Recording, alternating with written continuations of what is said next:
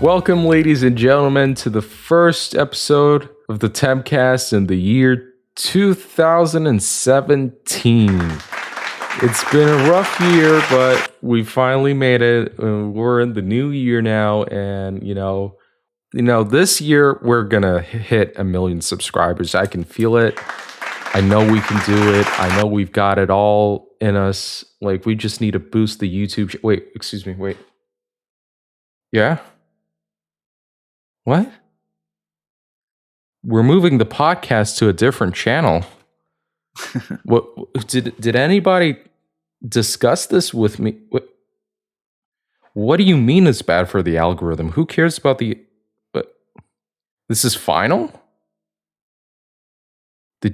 Where are we gonna go now? The GBA Temp archive channel. What the? Well, okay.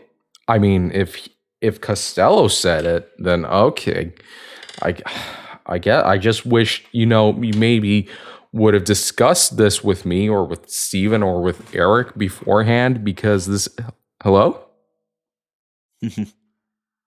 Okay. She hung up. Anyways, Steven, I know you're a big party guy. We had like an intense Tempcast New Year's Eve party last night. Yeah. Shit was intense. That was why we missed last week's episode. We were getting ready for the party, I guess. We were partying for the last week straight. That's how intense the party was. Yeah, dude. So much tequila, so much whiskey. I don't know. What do adults do on New Year's Eve? What do they drink? But like, I'm personally stuffed. Like, I haven't eaten anything since last night because somebody brought in like this large tiramisu cake, and I just ate all of it. Like, nobody even knows we had tiramisu at the party because I just ate all of it, and now I'm in a diabetic coma. Basically, that's how. So I'm just full, of tiramisu. You're just full of tiramisu. I don't. How do you pronounce it? Whatever. Yeah. Tiramisu. I don't know. Tiramisu. Speaking of tiramisu, another tiramisu was brought out on New Year's. It was a new hack for the Wii U called the Tiramisu Environment. Wow, really? That's insane. Yeah. Cool. Basically what it is, and it's been a long time since I've modded my Wii U, so I might be a little out of date on some of the stuff here, but it's basically a modular environment, so you can sort of pick and choose what features you want to use on your custom firmware, and it'll automatically cold boot, which is nice, as in, it'll automatically go into your custom firmware when you turn on the system. That's a nice thing. That's a nice feature, yeah. Yeah, it's a modified version of CFW called Mocha, which, as far as I can tell, didn't have a cold boot before this, so everyone had to use this one called Haxchi, which was the only one that had a cold boot. And no one really expected anything to come out because the Wii U was, kind of dead. Most people are focusing on the Switch now. Yeah. What I've been hearing for the past couple of years is that the Wii U is a really, really powerful emulation machine. Like, it can emulate like a vast, majority of like popular game consoles, right? It's got PS1, PS2. It can't do PS2, I don't believe. I could be wrong about that. I was going to say, it's actually really good because it can do from the NES all the way up to the Wii U, basically, for Nintendo's home consoles. It can do all the Game Boy games. It can do the DS. That sounds actually really cool because you could use like the two screens. Can it do Citra? Can it do 3DS? I don't believe so, no. Because DS games were supported natively on the Wii U, so I think people just found a way to inject the ROMs into that, yeah. And it's cool. It's actually even really nice if you're the kind of person that wants your consoles to like look pretty, or your collections, I should say, to look pretty, because instead of just, having a RetroArch symbol on there and then you load it up and you just have a big list of games, you can basically make custom virtual console entries for each game you want. And there's threads on GBA Temp with tons of logos and banners and sounds that'll play when you load up each specific game. Like, because I modded my Wii U back in the day, and it's actually really cool. And of course, you have the Wii U gamepad, so you can play a lot of these games handheld if you feel like it, right? Not exactly portable, but you can play them in your hand. Yeah, the Wii U's like a funny system. Like, you bought it, and then at first you were disappointed because Nintendo just gave up on it. But then, the modders came in, and now it's like a really cool, nifty machine. It is. It's really, really good. That's another cool thing that this tiramisu does is there was a thing on the Wii U called I think the Quick Start menu is called. Basically, when you turn down the system with the gamepad, it would just bring up, I think, like the last 8 pieces of software you opened. And you could just pick one and quickly load right into it rather than go through the menu and that whole thing. And that was never supported on custom firmware before. And now this version does, which is actually pretty dandy. It's a neat little feature. So yeah, this is a pretty cool hack, and it's not something anyone expected because, like I said, everyone's kind of moved on to the Switch. The Wii U felt like it was probably tapped out. But another nice thing about it is that it can do Nintendo 64 games, which is surprisingly hard to find because, like, where the Nintendo 64 is so weird, it's kind of hard to emulate. Like, even the Switch, I've found, struggles with it a bit, whereas the Wii U had those native virtual console games on it, so it can do that. Plus, the Wii U also has the virtual Wii inside of it. So you can, if you want to use an old hack that you used on a Wii or something, you can also modify the like mini Wii inside of it. It's I don't know, it's such a cool system. It's actually really, really good. Yeah, so if you're thinking right now, should I get a PS5 or should I get a Wii U? Definitely just, ask yourself this. Do you want to play Metroid Prime Hunters on a big screen? Because one of those systems can offer you that, but the other can't. So, just keep that in mind. Now, here's my question. How easy... Oh, fuck, sorry. Sorry, I had COVID again. F***ed up my lungs. Sorry about that. And, okay, so how easy is it to hack a Wii U in 2022? Very easy. It's all soft mods. It's not like there's soldering involved or anything. If I remember from when I did it, and it doesn't appear to have changed, there's an exploit through the internet browser, I believe. So you can just sort of load a mod on the SD card, put it in, do whatever you have to do through the internet browser, and open up the back door of the system. And then from there, there's pretty simple guides anywhere you can follow on how to do that. Yeah, and this is developed by the main developer is Maschell or Maschell. He's on GBA Temp, or she. I don't even know. Let's check out their GBA Temp account. It's male. Okay, so Maschell developed this. And also, he had help from Gary Oder Nichts, who is not Gary Opa. That's different. I really thought you were about to say Gary Opa. It would have been funny, but Gary Opa wasn't like a developer. He was more like a market person. I don't know. More like a scapegoat. And also DMOC, who made the Mocha / homebrew launcher. And also, of course, PW Synct Pusinct PWSINCD, who made the logo. So thank you so much for the logo. I can't actually see the logo. Surprisingly, the logo is not on the front of the post on GBA Temp. But hey, I'm sure he did a great job with the logo. Let's open up the GitHub page. It's not on the GitHub page. Okay, maybe it's on the official site, tiramisu.foryourcafe. And it's not there either. Maybe it's in the official guide. I can't find it there either. Okay, so I think we're gonna have to buy a Wii U and install this to see the logo. I mean, it's probably worth it. I mean, if he was credited for that, like, I'm sure it's a terrific logo. Do you think the Wachowskis credited whoever made the Matrix logo? No. Fuck no.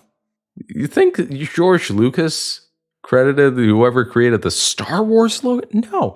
But Maschell was like, hey, this logo, dude, thank you so much. And I'm going to put you in the credits. Like, that's how good it is. But yeah, this is okay. So this thing, right? This homebrew environment, that includes emulators, right? Yep. So, like, could I, in theory, install a Switch emulator on the Wii U? Can the Wii U emulate the Switch? I don't think the Wii U can emulate the Switch. In fact, I don't really know of anything that can emulate the Switch at all. I think even PCs are struggling to emulate the Switch, certainly. I can't think of any way to emulate a Switch game. And you call yourself a GBA temper, and you have the audacity to come here on the podcast and record your voice track in Audacity? You call yourself a host of a podcast? Dude, you're so out of date.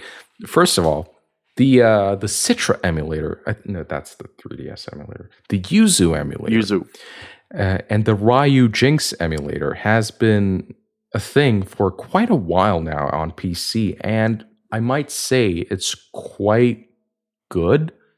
Specifically, the Yuzu emulator. There are games such as Metroid Dread that are completely playable on PC with like 100% compatibility, and the game was playable from not even day one of release, but day minus one week, even because it was leaked online. Like some people actually played Metroid Dread on their PCs before it came out and finished it before That's it came crazy. Out. Yeah, that's impossible. I know, right? But those people definitely exist. I don't know them personally, but I think they Anyways, have you ever thought to yourself, man, I wish I could like play the Switch games not on my computer or on a big screen. I wish I could play Switch games on the go.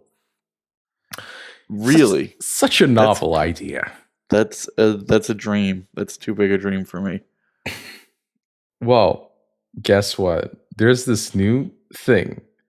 It's called Skyline. And it's not out yet, but maybe it will be someday. And you have an Android, right? I do. Good. Because if you had an iPhone, you'd be fucked. There would be no way for you to play Switch games on the go. Like, just none. No. There's no way. Absolutely not. How would you ever carry your computer with you? I don't know. Anyways, but there's this new emulator called Skyline. It's supposed to be open source, experimental, and it's a work in progress Nintendo Switch emulator. And it's coming out, it's natively run on Android, specifically ARM v8. I think that's most of the Android devices. So the thing is about this, right now, they only got Sonic Mania running. But this is a huge milestone because this is like the first time they got a commercial game running. Like not homebrew, but something that was actually released for the Switch. However, like right now, the build that was used for this isn't publicly available because they only got this to work with like a bunch of hacks, which just like small modifications to the game itself in order to make it run in this emulator. It's a funny thing because Nintendo, what they did with their virtual console stuff, and what they still do, is that they implement specific patches to their games in order to make them run better on the emulators they created, right? Because even Nintendo, they can't get like one-to-one perfect emulation on their own systems. So they actually use patches to make them work. But it's still the end result, you still get a working game. And this is basically what they're doing, but since this is like not something they plan to do, like a game-to-game basis, they're obviously just gonna improve the emulator further to make it work with every game. But this is a big milestone. This is like proof of work, proof of concept that this is going to work. Now, the funny thing is, while researching this topic, we stumbled upon another emulator for the Switch on Android, which we actually discussed on episode 3 of the Tempcast. Go check out episode 3 of the Tempcast. Warning, it's very cringy and has an absurd amount of reverb for some reason. But we actually talk about a different one that was called, well, it wasn't called the Game Sir, but it was the Egg NS, I think. Yeah, the Egg NS, but you could only use it if you had the Game Sir controller for Android. the GameSir X2, I think it was.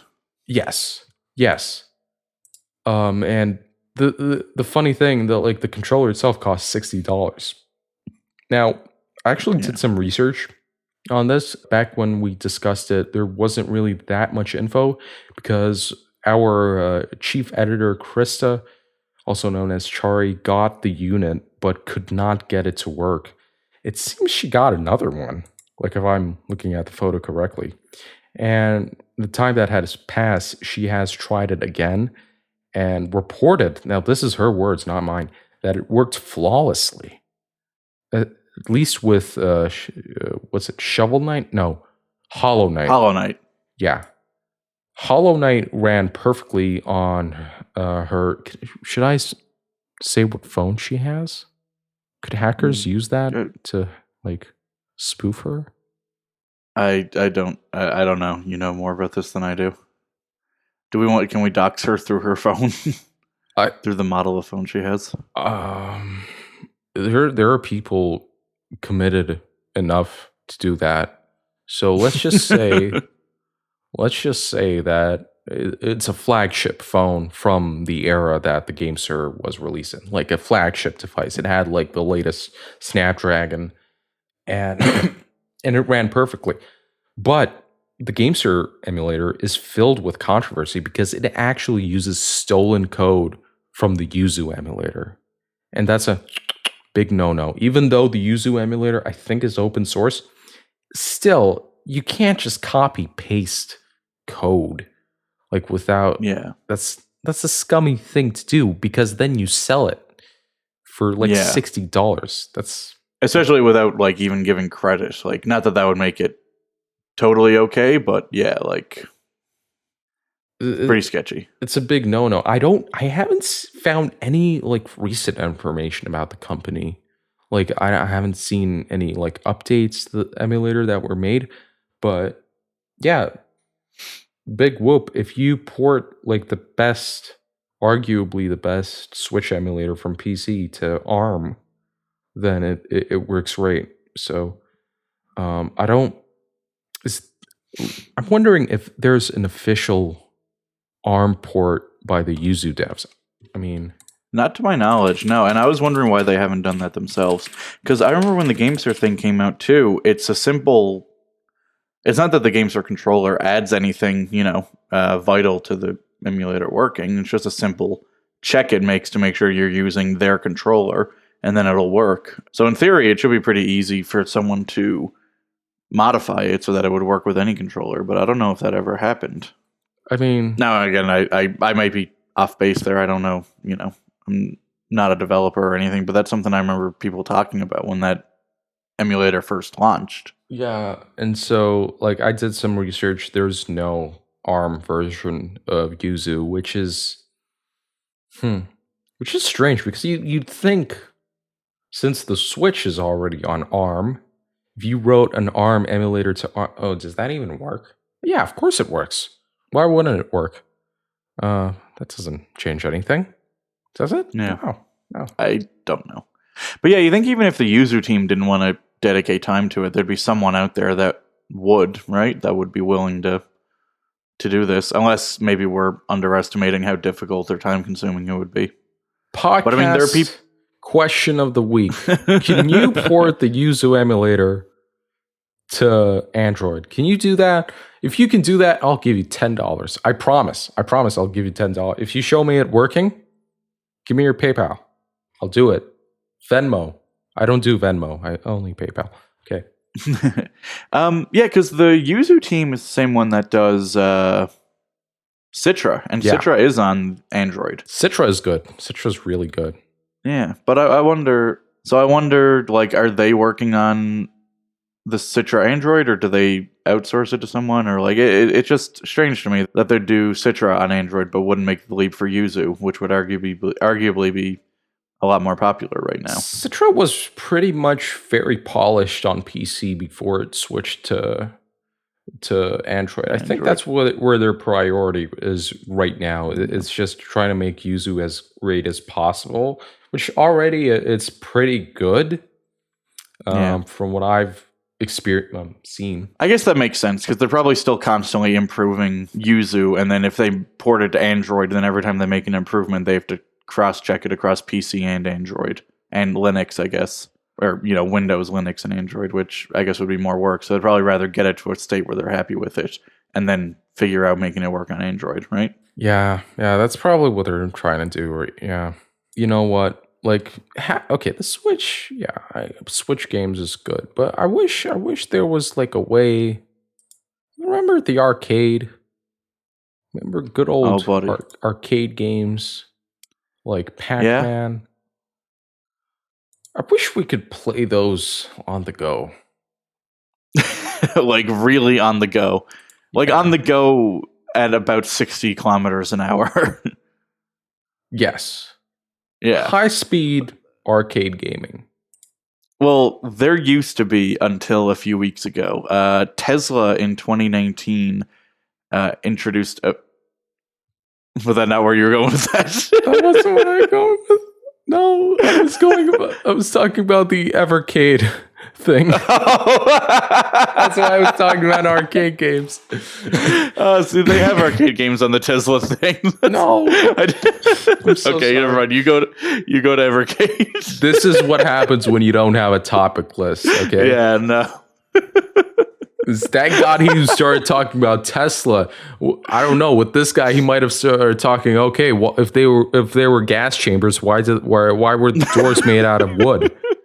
Who the fuck knows what we could have said? I'm just saying, why didn't we ever see the plane in front of the Pentagon? Where did it go? Okay, Evercade. Like, Evercade used to be like this cool little console thing that you could put in cartridges and play like arcade games. Like, yeah, cool. It's like it's like the analog pocket, but worse for arcade games, basically. And now there's this new Ever SD patcher thing that wait, what does it even do? I didn't know we were talking about this, so I didn't read about it. Sorry. Okay. I can't help you. Ever SD. Okay, so this allows you to use the Ever SD firmware, which is a custom firmware for the Evercade. And it basically allows you to hack the Evercade and do stuff like emulation and piracy. So, oh, shit. It's a cool thing that... Oh, EverSD is actually a physical thing. Yeah. Mm-hmm. So it's like a flash card. Huh. And you know what? I love the fact that the EverSD, like when you Google it, the first like results are from GBA Temp. Like even the GBA Temp video, EverSD showcase. Oh, really? Oh, that's sick. I edited this video. Did you know that? No, I didn't. 2,000 views. Wow. That's amazing.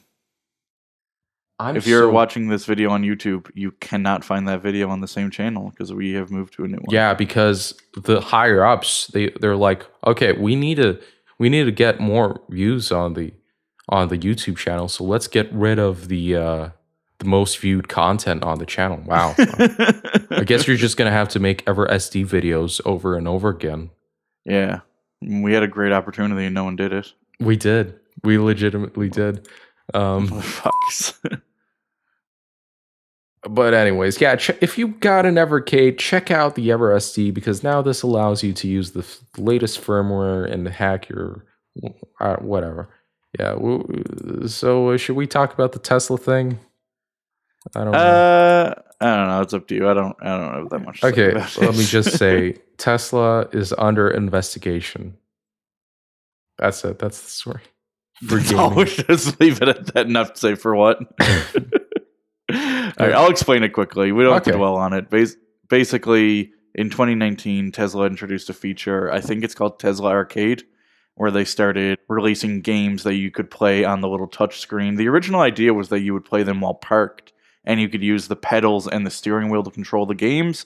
I don't know if that ever came to light, but you can now play them through more traditional means on the touch screen, or I assume you can attach a controller somehow, probably with Bluetooth. And so they have a lot of old arcade games. They have new games like Cuphead and Stardew Valley, and I believe Sonic the Hedgehog, the original one, just got released for it. And so, like I said, originally you could only play them while parked, and then I think last December or possibly last summer, I saw conflicting reports on it. They changed it so that you could play these games while driving, and it was only supposed to be for passengers to play. But all it would do if you tried to start up a game while driving was it would say, "Hey, are you a passenger?" And you would say yes, and then you could play. Yeah, you could do that, and you could also browse the web. There was full access to the internet while driving. Assuming you were, in an area that supported it. And so someone reported that to what's the name of the agency? The National Traffic Highway Safety Administration. And on December 21st, I believe, they officially opened up an investigation, a preliminary investigation, or preliminary evaluation is the word they use, into the situation to see if this is unsafe. And then I think 2 days later, Tesla removed the feature in an update. So that you can now only play video games while parked again. Yeah, but wasn't there a part they were under investigation? Was that a thing? What? Sorry, you cut out. I didn't hear you. I didn't. I just don't have enough air in my lungs to finish a sentence now. Thanks, Omicron. It's not even a joke. It's real. I'm sorry, buddy. Yeah. Yeah, well, the investigation is still going ahead, despite the fact that they ended the program, because I guess there could still be repercussions for having it available at some point. Or, like I said, they only changed the video game thing. I think the interactive web browsing is still there. Yeah, I mean, why? You have a phone. You could, if you want to play in your car, just take out your phone, open up, take your GameSir, Egg NS, play some Hollow Knight. Just what do you bust out Citra? We have been just littering people with ways to play video games in their car while driving on this podcast. Tesla doesn't need to do it themselves, Fuck it. Bring your Wii U and a portable TV. That thing is the best emulation device ever. Fuck it. You don't need a TV. Play on the gamepad. You got the quick start menu now. Exactly. Yeah. Tiramisu is here. It is targeted specifically towards Tesla drivers that want to play Mario Kart 8 Deluxe while driving down the highway. You said there wasn't a Switch emulator on Wii U. You're right. Regular Mario Kart 8, not Deluxe. Can't believe you lied about that. I'm gonna have to play the inferior version. I already ordered my Tesla and Wii U. Okay. Yeah. What else happened in the gaming world? Final Fantasy XVI was delayed by 6 months. Ghislaine Maxwell found guilty. Oh boy! All right, let me hear about that. Isn't her husband or boyfriend Jeffrey Epstein? He used to be a Switch hacker, right? If I remember right, yeah. That's what happened to him. So was she found guilty? Is she part of the Team Executor indictments? I think that's what happened. Yeah, I think she was fined $10 million. I think she's gonna have to find some way to pay all that money for hosting that website. Yeah. Yeah, I don't. I wonder what her and her husband did for money before everything went down. Maybe she can go back to that. Hopefully, they can make enough to pay off that fine. I heard they actually developed a Switch emulator for Android, and they did the scummy thing where you had to buy a controller for it. I think this is what happened, right? But that was different. That's not what they're being sued for, right? No, they're being sued for their for running Team Executor, obviously now. Well, you shouldn't fuck with Nintendo. That's what happens. Yeah, and, of course.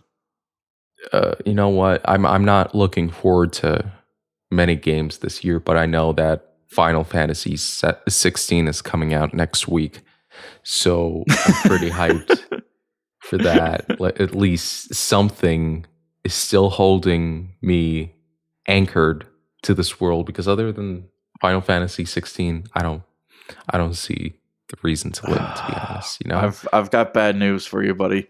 Final Fantasy XVI has been delayed 6 months due to complications from COVID and working remotely. Excuse me, did you just say 6 months? 6 months. You mean 6 weeks? No, 6 months, I think, right? The next big reveal is planned for spring of 2022, which is very vague. It's weird. He promised he would have new info for the game in 2021 and then did not confirm that he wouldn't until the 28th of December, which is very late in the year to pull the rug out. I wonder if he thought he would pull it together that late in the year. Well, I mean, 6 months, that's what, June? June, yeah.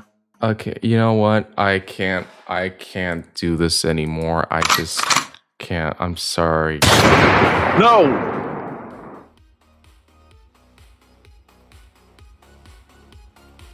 So, the other big change coming to Tempcast now, aside from the change to a new channel, is we may have a new host next week. We'll iron out some of the details. We'll be sure to give you guys an update, so keep it locked to the GBA Temp Archive channel.